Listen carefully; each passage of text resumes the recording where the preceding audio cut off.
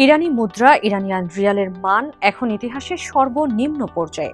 মাত্র এক বছরের ব্যবধানে ডলারের বিপরীতে রিয়ালের দাম কমেছে অর্ধেকেরও বেশি। কিন্তু হঠাৎ কেন এই চরম বিপর্যয়? আর কেনই বা দেশটির জনসাধারণের জীবনযাত্রা স্থবির হয়ে পড়েছে?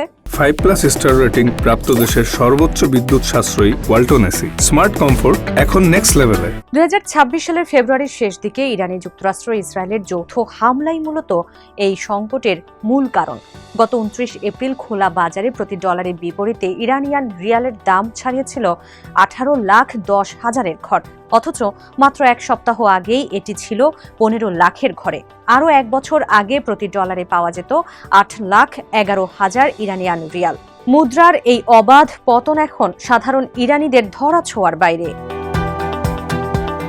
এমন নাজুক পরিস্থিতির পেছনে শুধু যুদ্ধ নয়, কাজ করছে যুক্তরাষ্ট্রের কঠোর নৌ অবরোধ। যুক্তরাষ্ট্রের সেন্ট্রাল কমান্ড জানিয়েছে, ইরানের দক্ষিণ জলসীমা দিয়ে সব ধরনের বাণিজ্যিক নৌযান চলাচল বন্ধ রয়েছে। ফলে স্থবির হয়ে পড়েছে ইরানের প্রধান বন্দরগুলো। আরও বিস্ফোরক তথ্য হল, ইরানের তেল বহির্ভূত বাণিজ্য 2025 সালের তুলনায় অন্তত 16% কমে গেছে। বিশেষ করে যুদ্ধ শুরুর মাসেই এই বাণিজ্য ধস দেখা যায়। মার্কিন ও ইসরায়েলি হামলায় ইরানের প্রধান ইস্পাত ও পেট্রোকেমিক্যাল কারখানা, বিদ্যুৎ কেন্দ্র এবং সামরিক অবকাঠামো এখন ধ্বংসস্তূপে রূপ নিয়েছে। পদ্ধতিগত হামলার মাধ্যমে ইরানকে প্রস্তর যুগে পাঠিয়ে দেওয়ার হুমকিও দিয়েছে ওয়াশিংটন।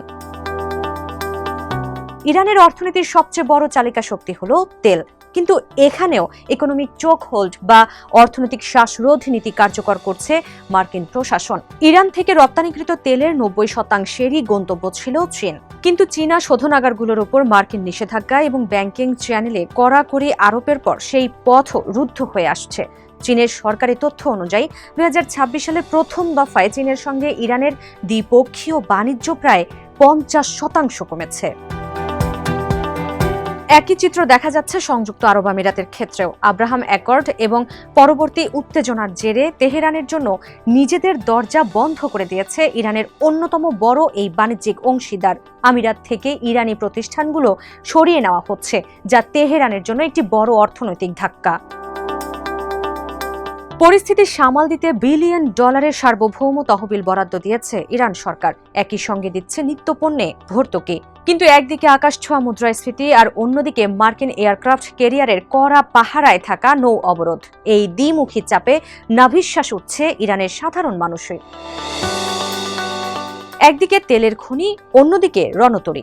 এই লড়াইয়ে ইরানের জনসাধারণের পকেট কতটা শূন্য হবে তা নির্ভর করছে যুদ্ধের স্থায়িত্বের ওপর।